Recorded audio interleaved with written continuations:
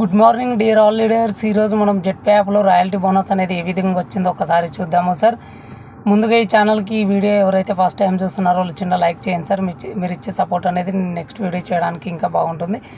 ఇప్పుడు మనం ఈరోజు వచ్చిన ప్లాటినం బోనస్ చూడవచ్చు. ఇక్కడ 4,922 వచ్చిందండి. గోల్డ్ 512 రూపాయలు వచ్చింది. సిల్వర్ వచ్చేసి 46 రూపాయలు వచ్చింది. బ్రాంజ్ వచ్చేసి 6 రూపాయలు వచ్చిందండి.